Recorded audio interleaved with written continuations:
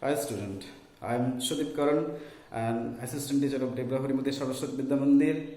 I am presenting my maiden online audio visual class for the students who have already given their Madhyamik examination are now anxiously waiting for the publication of the result. But unfortunately, the result is under enormous threat, under great uncertainty because of the outbreak of deadly, dangerous, contagious coronavirus. This pandemic has totally dismantled the whole world. It has disrupted the natural flow of the world. It has taken the whole world under its grip. The world is fighting with this deadly virus, battling with this virus, with one unavoidable weapon called lockdown. Though lockdown has locked us off within the domestic territory, it has failed to lock our spirit, our energy, our emotion, our feelings, our aspiration, our ambition. So students, lift your spirit up and get charged for your future upgradation. You have to study right from today to smoother your future progression. So student, I am here with a poem for you of class 11 written by William Wordsworth to smoother your inspirational process, to boost your confidence. The name of the poem is Composed Upon Westminster Bridge, September 3rd, 1802. There lies the complaint of William Wordsworth, because he stated in his letter edition that the date must be 31st July 1802. He changed and corrected it in his letter edition. So there lies the truth. The poem was written by whom? William Wordsworth. You have to know something of this great man, something of this great poet. What kind of features does he believe in his poetic doctrine? He was a passionate follower of nature, great worshipper of nature, he was a priest of nature. Nature was to him all in all. His friend, his philosopher, his guide, his soul, his heart, and his dormant nurturer of divine feelings and anger of purest thoughts. What not? Nature was simply all in all to him. And he was a perfect romantic poet. He was the pioneering figure of romantic age. So student, you have to know the meaning of the word romance. It can be misleading, it can be diverting, it can be confusing, because I have experienced it inside my classroom. When I first uttered this term in front of the students, they started to laugh, they started to smile with rustic innocence, with rustic shyness. They thought perhaps that romance is all about a love affair between lover and beloved, between hero and the heroine, as they had already experienced it in their domestic course of life, had displayed on different soaps and serials and films on television. Romance is not that totally. Romance is all about departure from this reality and entry into the idyllic and illusory world of imagination, winged by feelings and emotion. Now, you have to grant one thing also. Wordsworth was an extensive traveler. He used to travel extensively. He traveled almost all parts of the Europe. Wherever nature called him, attracted him, he was there to go and enjoy the natural scenic beauties with its various sights and sounds. And at the time, he was always accompanied by his beloved sister, Dorothy Wordsworth. Wordsworth, Dorothy and nature were called to be the perfect trinity. They were called to be the perfect soulmates among them. Now, if I consider the first line of the poem, earth has not anything to show more fair. What thought originates this line? You have to consider one thing. You have to consider Wordsworth's definition of poetry, that poetry is a spontaneous overflow of powerful feelings. Yes, these powerful feelings results this line. You might have questioned your teacher why Wordsworth has written this line. Is this true that he had considered this scenic beauty to be the best, to be the paramount? What's the reason? What is the reason behind this?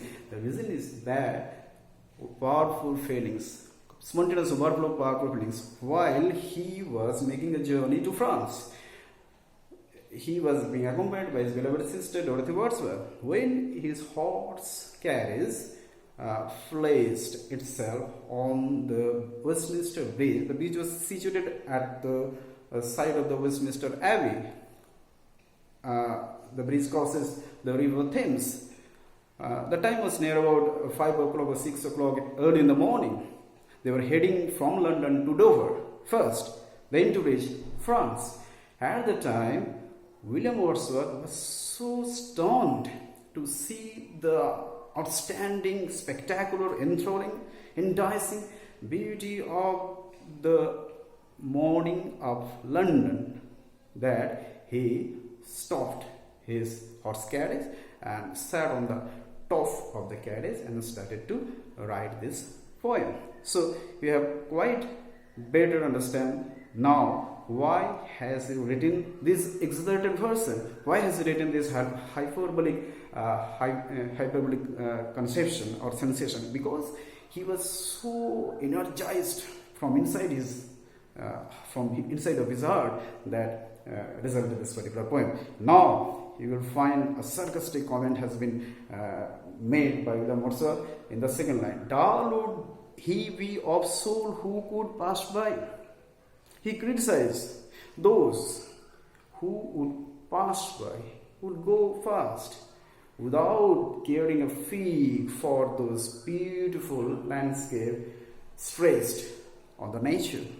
Here in this London, at this hour, he thought those will be dull of soul, lack of aesthetic sense, lack of moral sense, artistic sense. They will be insensitive, because he was a nature poet. He could not tolerate such a negligence of natural beauties. So he had so cruelly and brutally attacked those onlookers, those passerbys, to be insensitive, dull. Now the third line has already been explained. A sight so touching in his majesty.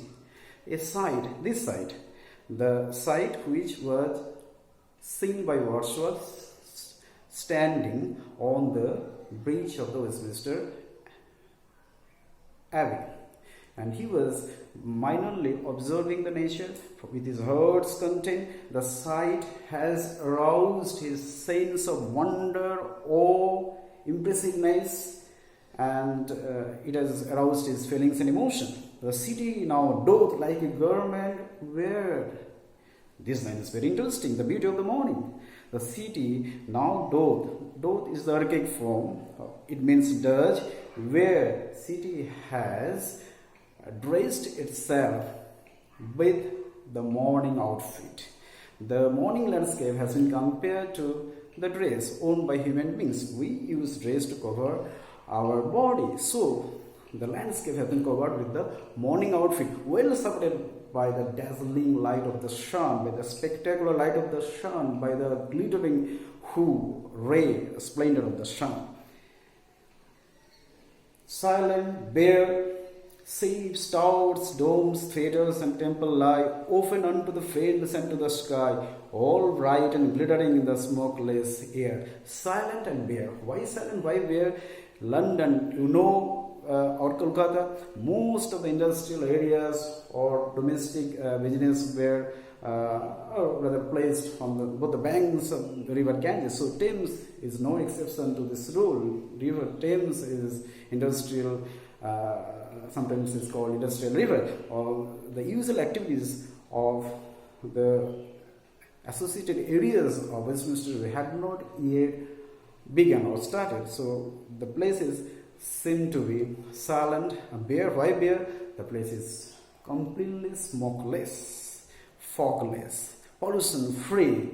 So Wordsworth could not get any obstacle to see the clear sky, to see the fascinating landscape. The fog is not there to obstruct, to hinder his view. That's why he has written the bare and every elements of nature, shapes, towers, domes, theatre. Naturally, these are construction. These are these institutional buildings should be neglected by Wordsworth, as we have found in his previous poem. Wordsworth always preferred nature and rustic ambience, rustic life, rural beauties. But here the domes, the towers, the theatres had been preferred by him, because these institutional buildings at the time smacks of loneliness, simplicity, and motionlessness, worklessness. That solitude, that quietude enthralled him totally. He was completely mesmerized by this solitude condition of the place. All bright and glittering in the smokeless air. Never did sun more beautiful steep. You will find another example of hyperbole, exaggerated opinion. Never did sun more beautiful steep. Sun has never ever flooded this landscape before this, as conceived by William Wordsworth in his vast splendor. This is that time the sun is at its first possible rays. The sun has just started to dazzle upon the earth with its maiden splendor. It has made the place almost enticing, almost enthralling, bewitching, bewildering. So Wordsworth was amused to stand there and enjoy this fascinating landscape. In his past splendor, valley, rock and hill, these are the things from a sunrise seem to be outstanding, seems to be worthy to be looked at. Valley, rock and hill, never saw I, never felt a calm so deep again. According to Wordsworth, he had never ever experienced such kind of situation in his life. The panoramic side, the pure, the pristine, the pastoral, the passionate landscape of Westminster Bridge and in the surrounding areas of London had enticed him, had almost entangled him so delightfully that he had painted these lines. He had never seen, never experienced such deepness, such depth, such calmness and quietude. The river glide at its own sweet will. One interesting thing has also been mentioned here. River glide, that is the archaic form of glides, means rivers is flowing at its sweet will. The free-flowing attitude of the river has been personified, while masculine gender has been attributed to this river. All that mighty herd is lying still. London is the heart of the country, England. London is the capital city. London is the main center of energy, of spirit. The spirit of London has been mentioned by this word mighty heart, which expresses the enormity of the city of London, and which ultimately means the mightiness of human heart. Is lying still. Why lying still? That means sleeping. London is sleeping right now because usual activities of London are yet to start it. I have forgotten to mention one thing. The very houses seem asleep. The very is the intensifier of the noun houses. So, how can houses be asleep? Houses are not asleep. This is an instance of transparative, the attribute which is completely applicable for the inhabitants of the houses has been made to be applicable here by William Wordsworth for the houses to give it a poetic standard, to give it poetic status, to emphasize the poetic excellence. So, students, I am considering the fact that you must have understood this poem. If you have any query, you can ask me some questions and I can answer this if the possibility is there to be restored through YouTube.